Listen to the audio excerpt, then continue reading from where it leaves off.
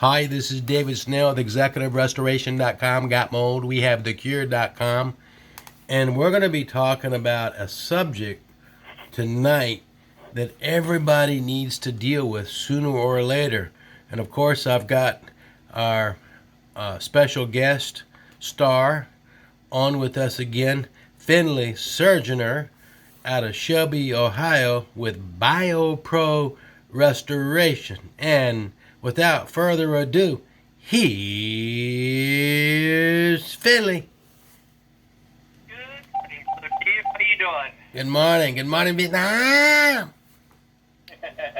That's right. Let me hear you say, good morning, Vietnam. Good morning, world. Good morning, Vietnam. Good morning, world. There you go. There you go. That's the spirit. So, Finley, I'm sure you've seen a lot of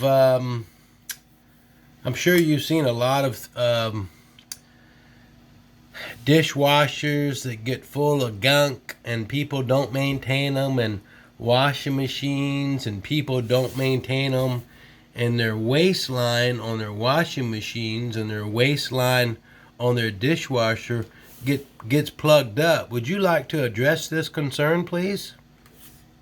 Yes, sure would, Brother Dave. Thank you. Yeah, what you were saying, they get plugged up, and they also will start to smell, and which they actually need to be maintained, like you said.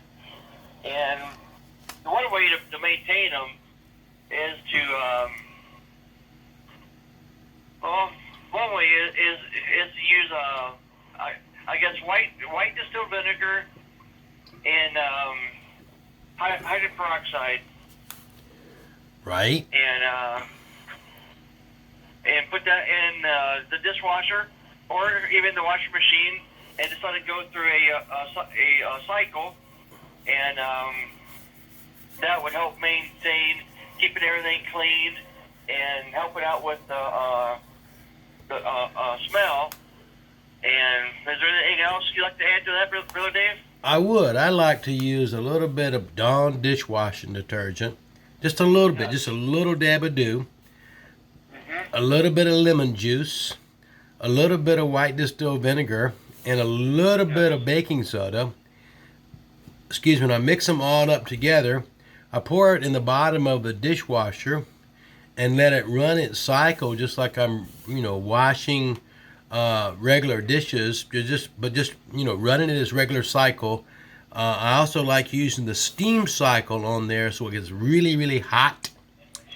And of course, I like doing the same process in the washing machine. You don't want to overdo it, folks, with the Dawn dishwashing detergent, because if you do, it will foam up on you. It will foam up bad.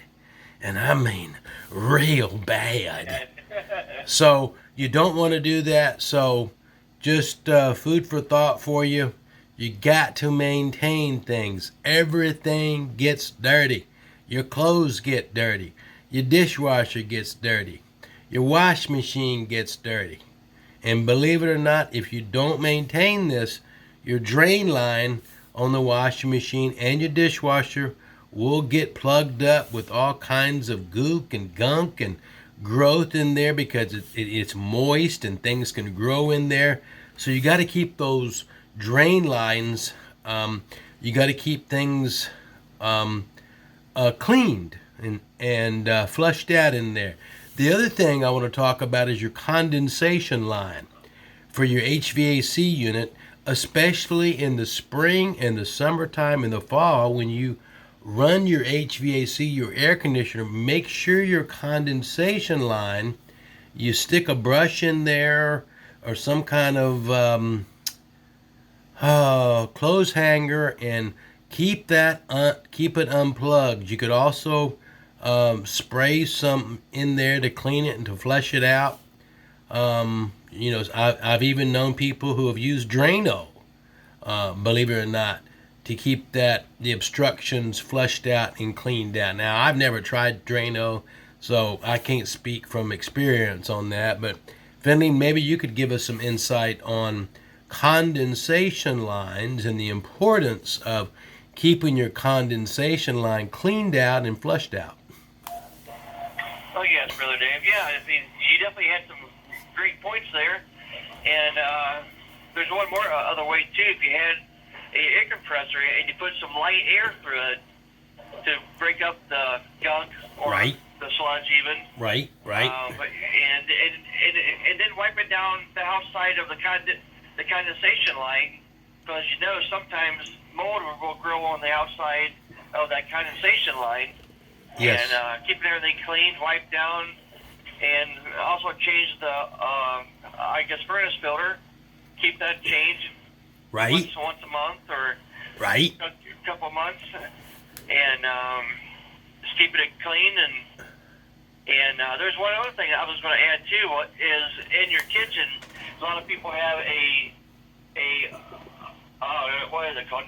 A garbage disposal, and keeping that clean, because when people running their food down it, and it's chopping up the food and all the organic stuff that they might be throwing down that garbage disposal, that definitely needs to be also cleaned out, because that will start to smell. Oh yes, I know some. And, I know some people who put oranges in there to keep it smelling good, lime peels in there, lemon peels, ice in there to keep things cleaned up. Yeah, ice. Can you believe that?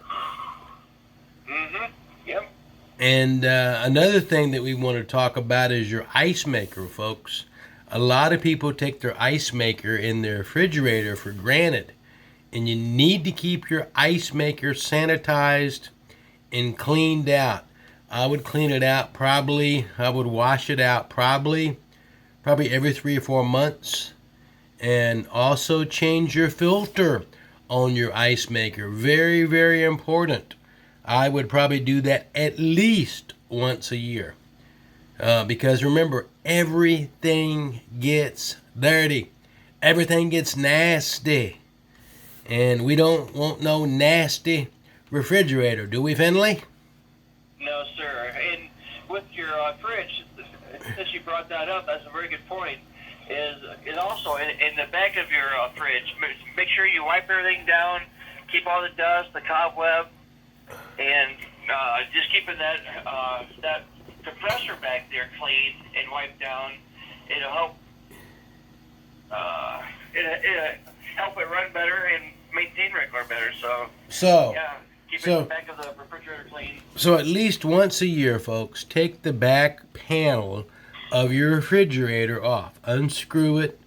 You can use a crescent wrench. Sometimes you need a Phillips. Sometimes you need a flathead screwdriver. Take the back panel off.